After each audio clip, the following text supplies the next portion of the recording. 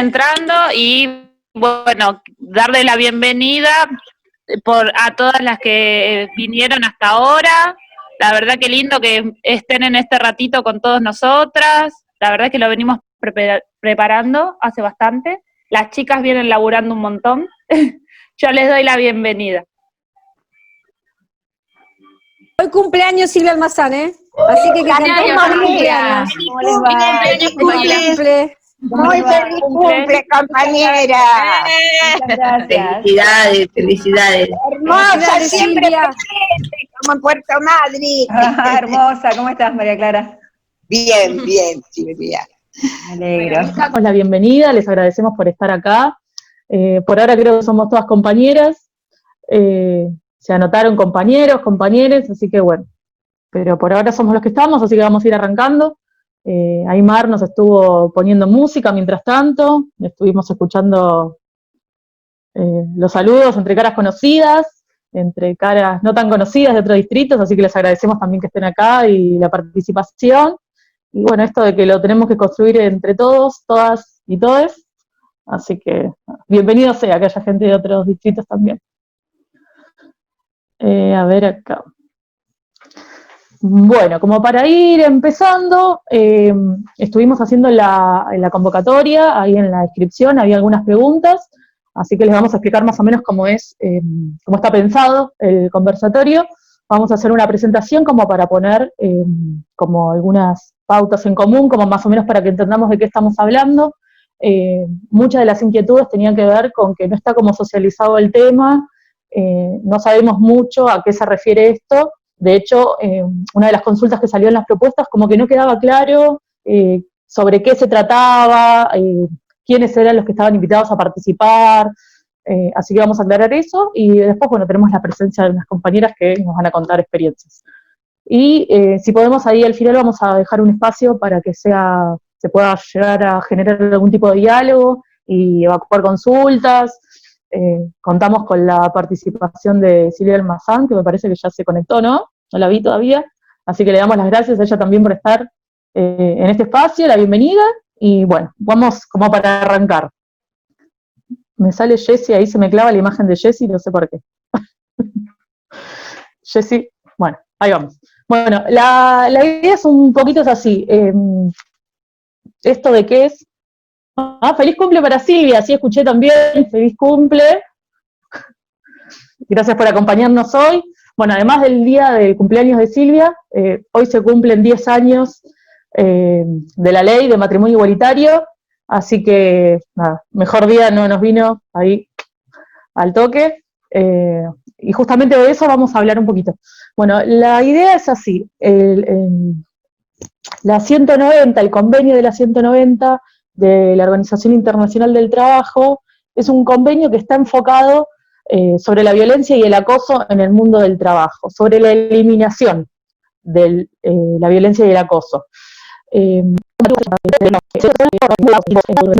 traerlo un poco es porque acá en Argentina estamos ahí en pasos de la ratificación de este convenio, que de ser así, ya se está trabajando, pero de ser así sería uno de los primeros países que estarían reglamentando esta disposición. Bueno, abarca un montón de cosas, yo no sé si todas las compañeras tuvieron acceso o pudieron leer el material que se envió en la inscripción, pero más o menos como para que entendamos, proporciona un marco en adaptación de muchas de las medidas. Se basa en el tema de la dignidad y el respeto, como que parte desde ahí, y el tema de la inclusión. Una de las cosas que surge es que los países varían según la definición de qué es violencia y qué es acoso en cada región. Entonces lo que hace es establecer muy prácticamente, esto lo voy a leer para que quede claro, es un conjunto de comportamientos y acciones inaceptables. Objeto provocar y ocasionar, o que sean susceptibles de ocasionar, daños físicos, psicológicos, sexuales y económicos, ¿sí? De esa manera parte. Y de este modo abarca el abuso físico, el abuso verbal, hostigamiento, el acoso sexual, amenazas, acechos. También una de las cosas que establece es que el trabajo no siempre es en un mismo lugar y específico, ¿sí? habla de las redes sociales, del tema de otros espacios de trabajo. Esto surge a partir de las demandas sociales y de las movilizaciones a nivel mundial por la desigualdad de género. A nivel internacional hizo mucho ruido el tema del Me Too, que hicieron muchas actrices en el ámbito de Estados Unidos, con el tema del acoso justamente laboral, desde su profesión.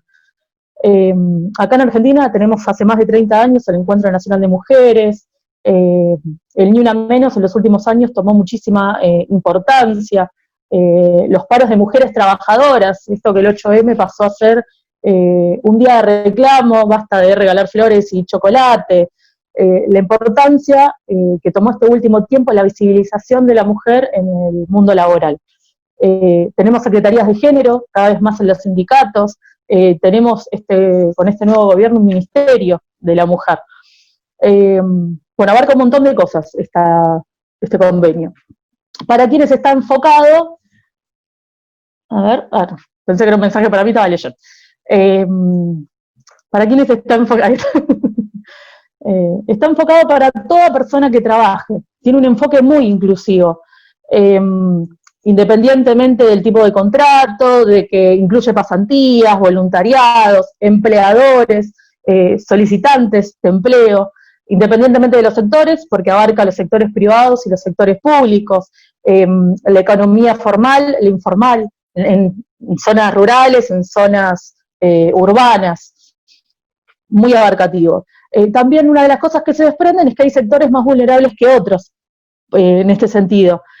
Por ejemplo, la sanidad, la enseñanza, y lo revolucionario de la cuestión es que incluye el trabajo doméstico, ¿sí? Entonces intenta regularizar eso. De esta manera lo que hace es visibilizar tantos reclamos, sobre todo de lo que es la violencia doméstica.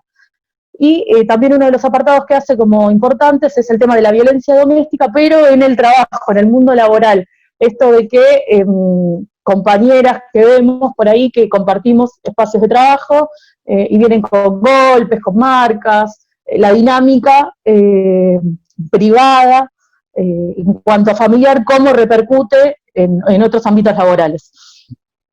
Como que de ratificarse esto, de implementarse, tendríamos que empezar a acompañar, a colaborar a estas compañeras. Bueno, una de las cosas que trata esto, trata la perspectiva de género, y en estos grupos que hay más vulnerables también, lo que se ve, donde se pone el ojo, es en la diferencia que hay entre mujeres y varones, ¿sí?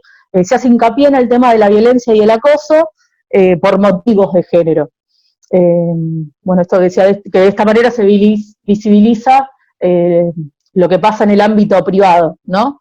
También habla mucho del racismo y de la discriminación, como que muchos de estas cuestiones surgen a partir de eso, marcados o atravesados por aspectos sociales y culturales que, nada, traemos desde chicos, que estamos criados de esa manera, que tenemos esos condicionamientos.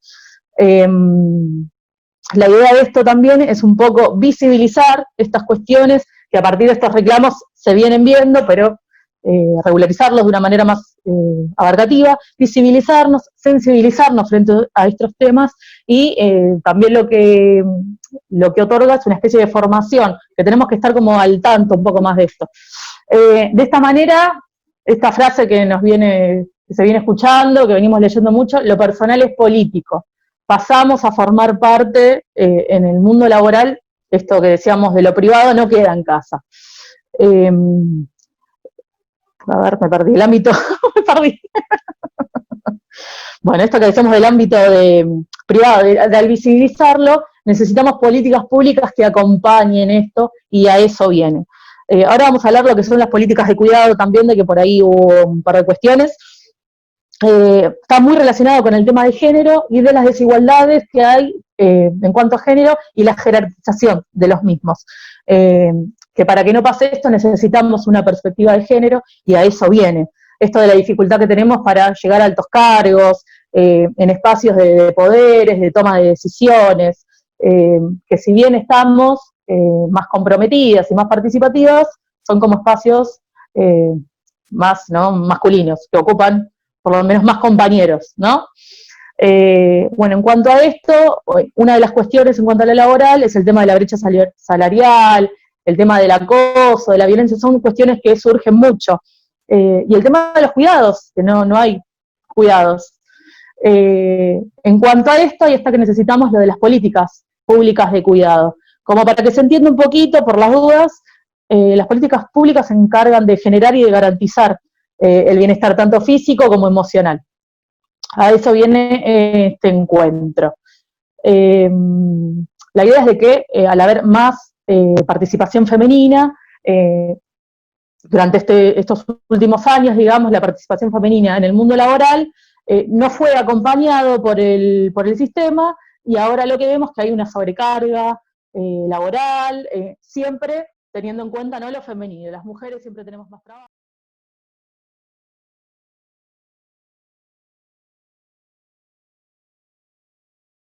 De los estudiantes o de los estudiantes que no cuentan con dispositivos exclusivos, fuimos a hacer esa pregunta en los y les docentes. Y quienes, digamos, allí ustedes están viendo si cuentan, digamos, con una computadora de uso exclusivo, el 54% de las compañeras dijo que no. Esto decían a los varones, el 43%, y en otras identidades vuelve a crecer, fíjense ustedes que las variables crecen bastante, 63%.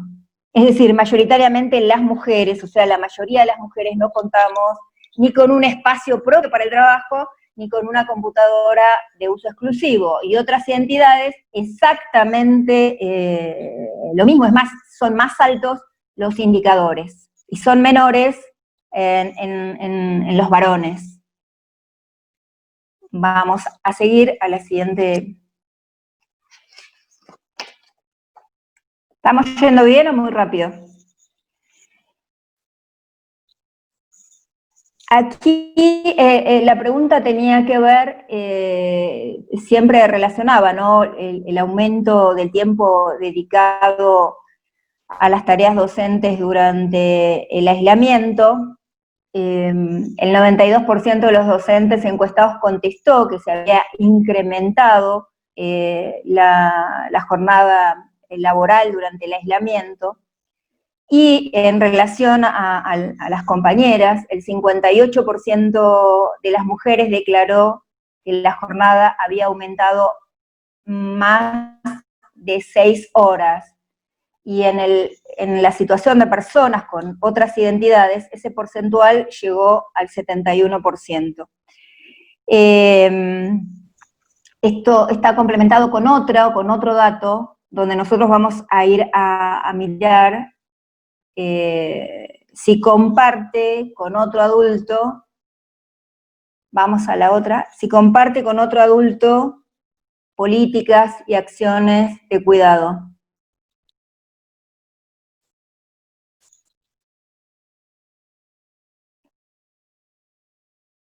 Allí nosotros vamos a tener, en el caso de las compañeras, el 52% dice que no lo comparte con otro adulto, o adulta o adulte.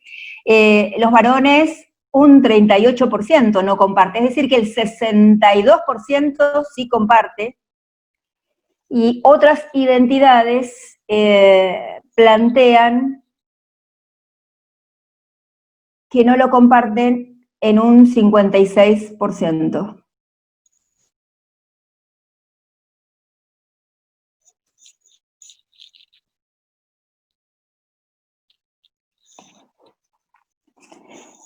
Aquí vamos a tener el cruce de algunas de estas variables que nosotros fuimos relevando, si aumentó, digamos, el tiempo dedicado al trabajo docente, y está vinculado con si son jefas o sostén principal económico familiar, o no es jefa o jefe principal sostén familiar.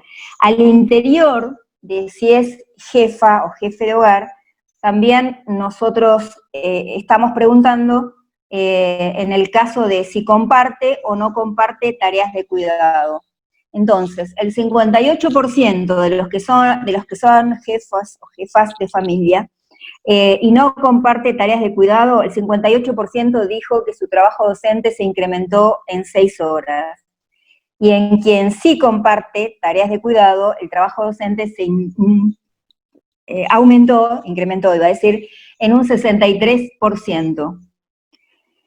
Quienes no son jefas de jefas y no comparten tareas de cuidado, el 48% dice que se incrementó en más de 6 horas el trabajo docente. Y entre quienes sí comparten tareas de cuidado, pero no son jefas de familia, el 55% dice que se incrementaron en 6 horas el trabajo docente.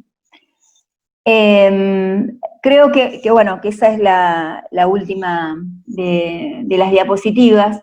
Creo que la encuesta al interior, digamos, de un sector de trabajadoras y de un sector, digamos, de trabajo, como es el de educación, como decíamos, mayoritariamente feminizado, los datos que nosotros tenemos incrementan los porcentuales de los que veníamos hablando hasta la encuesta de Cetera. Vemos ahí porcentuales mayores en torno incluso a algunos puestos de trabajo, los más asociados a cargo, a maestro o maestra de nivel o modalidad, y se van en todo caso reduciendo esos porcentuales, pero nunca son inferiores al 70% la presencia de mujeres en educación secundaria y en educación superior. Y nosotros en esto lo que estamos viendo es el registro o la percepción que las compañeras tienen respecto de sus condiciones de trabajo, pero esta particularidad del contexto, en el contexto del hogar, y cómo las responsabilidades mayoritariamente respecto de políticas de cuidado recaen sobre trabajadoras, y eso es lo que genera también un aumento de lo que se enuncia como sobrecarga laboral, porque en esa enunciación no solo se está hablando del trabajo de planificación o de la conformación de todas las acciones para mantener el vínculo pedagógico o el vínculo amoroso con las familias y los estudiantes, es decir, el vínculo afectivo-social, sino que también allí están expresadas todo aquello que tiene que ver con la organización familiar y las políticas de cuidado de niños, niñas, pero también de adultos a cargo. A veces teníamos una pregunta, que aquí no está, la voy a hacer incluir, que era si eso es dentro del hogar o fuera del hogar, porque eso también implica otras acciones y otros desplazamientos que hay que desarrollar. Entonces, para nosotros, el acuerdo paritario nacional, el que expresa nuevas regulaciones sobre el trabajo docente en contexto de pandemia, para nosotros también produce un avance en relación a fortalecer la situación de las trabajadoras. Primero porque va a plantear que se debe respetar la carga horaria en cada uno de los puestos de trabajo, nivel, modalidad y contexto. Eso es fundamental, recuperar ese derecho laboral.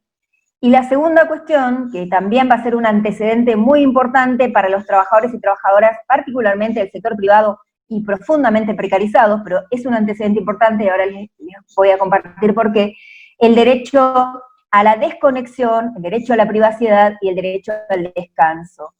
Este es fundamental para nosotros, esta regulación, que en muchos casos también se avanzó en acuerdos institucionales previos a este acuerdo paritario, pero que hoy nosotros necesitamos que se plasme en términos de acuerdos paritarios provinciales y que esto empiece a avanzar como una normativa con vigencia en el marco de la provincia de Buenos Aires. Pero nosotros creemos que ya tenemos que apropiarnos del acuerdo paritario nacional para empezar a plantear, digamos, estos acuerdos en términos institucionales para el reconocimiento de nuestro puesto de trabajo, el contenido de nuestro puesto de trabajo, pero también de la carga horaria en torno de ese puesto de trabajo. Nos parece que esto es muy importante, pero hay cuestiones de las que nosotros tenemos que ser parte del debate como trabajadoras de la educación, que tienen que ver con las políticas, por un lado, todo esto que tiene que ver con el regreso, hipotético regreso al espacio de la escuela, al modo presencial de nuestro trabajo, porque allí va a implicar que nosotros volvamos a plantear los derechos de las jefas de hogar, o mujeres, o trabajadoras, y también trabajadores que tengan como única responsabilidad, digamos, el cuidado de la organización familiar, que se les siga garantizando ese derecho en el marco de la pandemia. Es decir, hasta ahora, en el contexto de pandemia y en contexto virtual, mayoritariamente, incluso en las tareas presenciales de organización de los bolsones y distribución de los cuadernillos, esto está garantizado.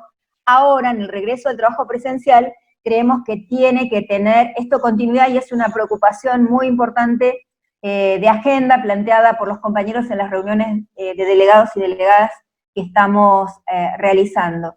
Este es un tema, incluso creemos que también tenemos que ser parte del debate de las políticas estatales, de las políticas que tienen que ver con la intervención del Estado fuertemente en relación a políticas de cuidado. Si algo falta, digamos, en el sistema educativo de manera integral, no solo en la provincia de Buenos Aires, sino a nivel nacional, por ejemplo, son los jardines maternales.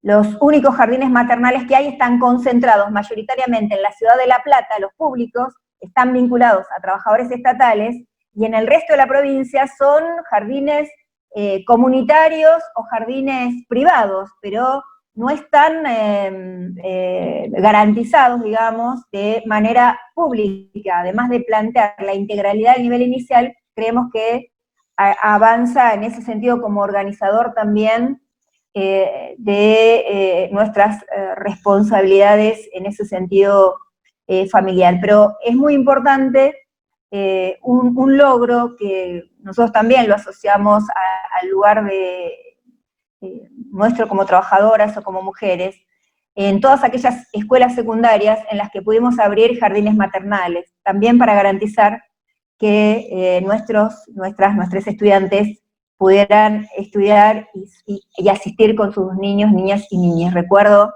que esto fue una lucha de muchos años y que emergió fuertemente interpelando a la escuela con la emergencia hacia fines de los 90 de los embarazos adolescentes, pero de las maternidades y paternidades adolescentes, y cómo desde la escuela buscamos de alguna forma resolver la continuidad de los estudios, particularmente, digamos, de las estudiantes.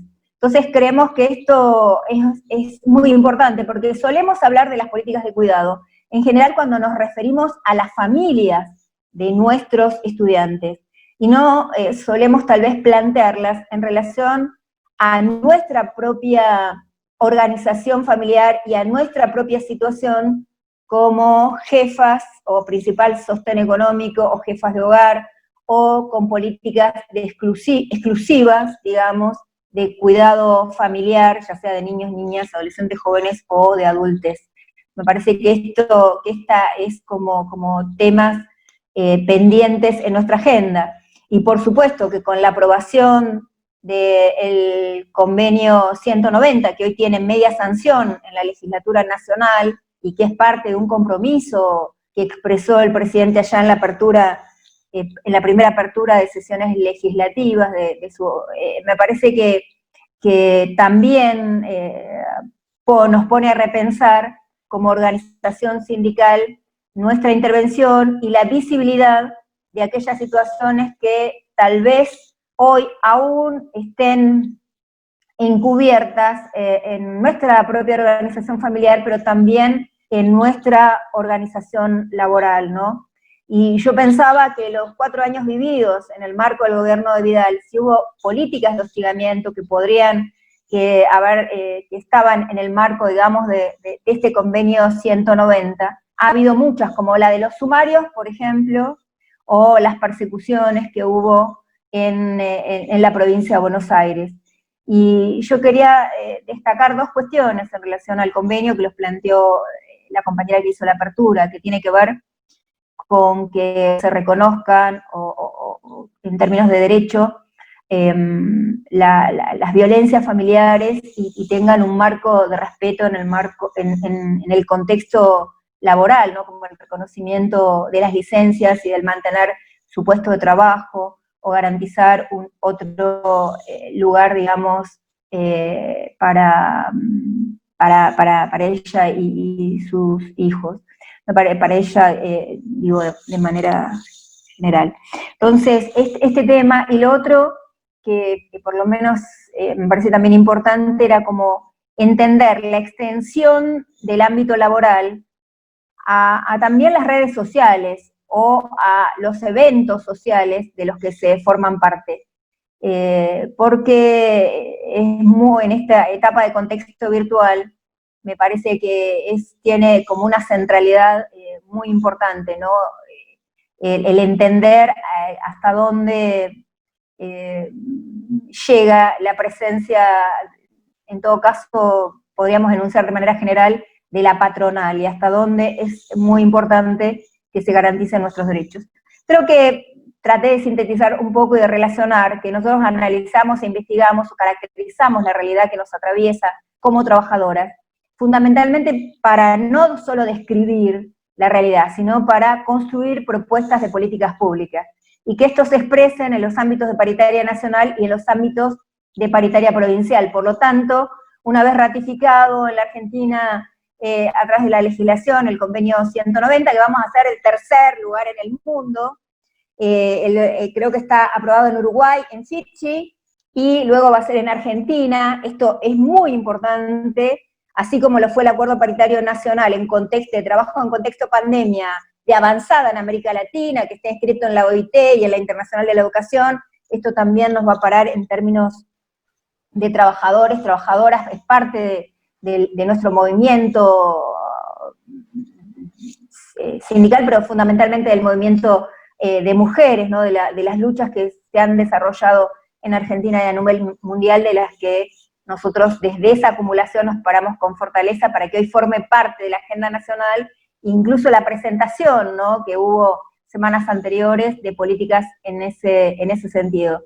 Creo que, bueno, tendremos que seguir avanzando entonces a partir de la aprobación de su tratamiento en el marco del Acuerdo Paritario Nacional y del Acuerdo Paritario de la Provincia de Buenos Aires, y trabajar esto al interior de las organizaciones, pero particularmente con los trabajadores y trabajadoras en cada una de las escuelas, ¿no?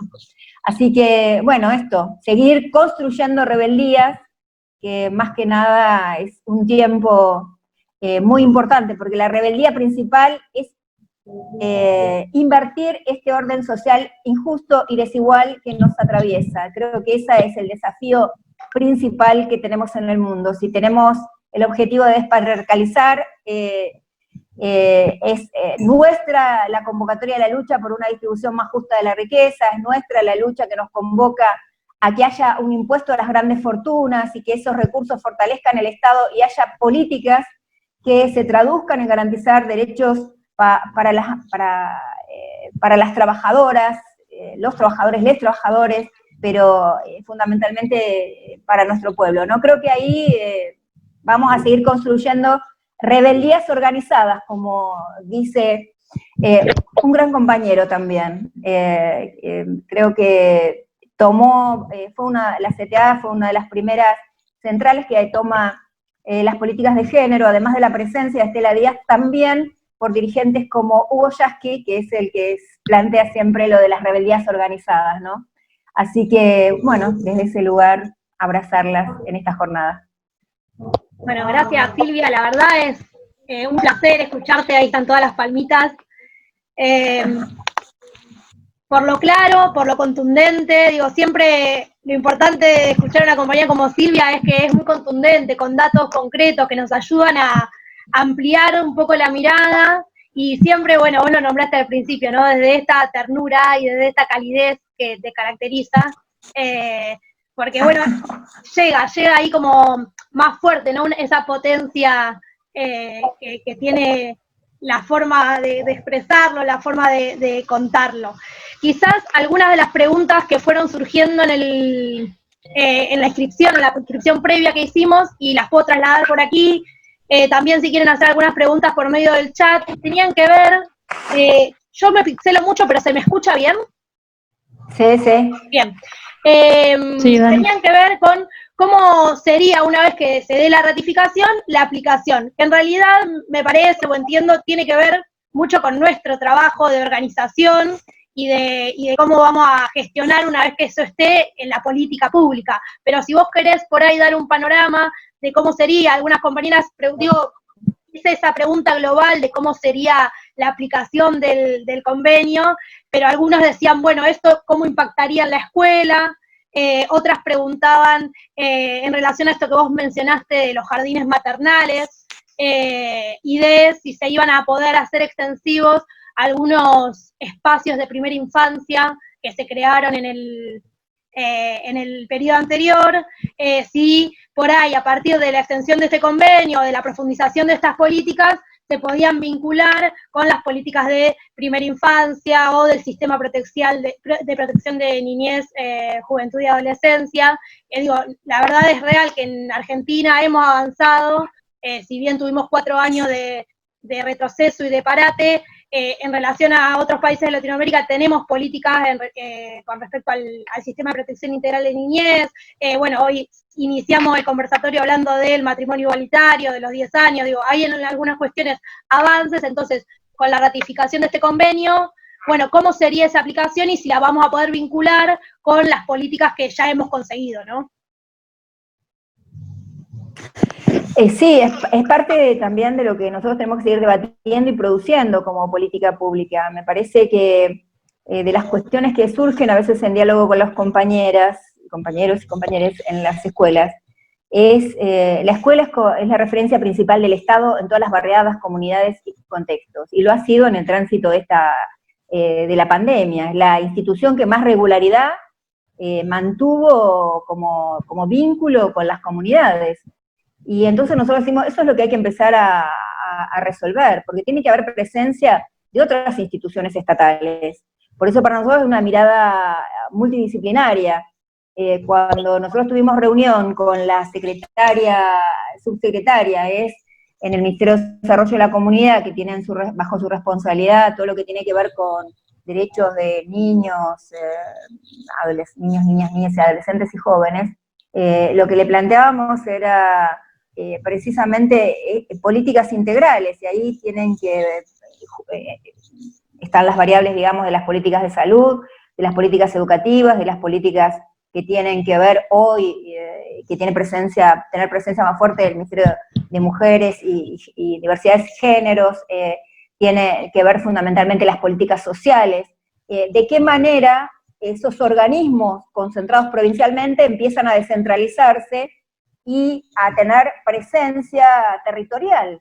Creemos que eso es una de las cuestiones, me parece, que muy importante. La escuela construye mucho, en este periodo, hemos construido mucha relación entre situaciones vulneradas, digamos, situaciones de vulneraciones, digamos, al interior de las familias, entre los integrantes de la familia, digamos, y nuestros propios estudiantes incluso, con alguna política pública, pero lo sigue haciendo la escuela y la política pública, y no hay otros organismos que estén mediando. Me parece que eso tiene que ver también con la reorganización o reconstrucción del Estado.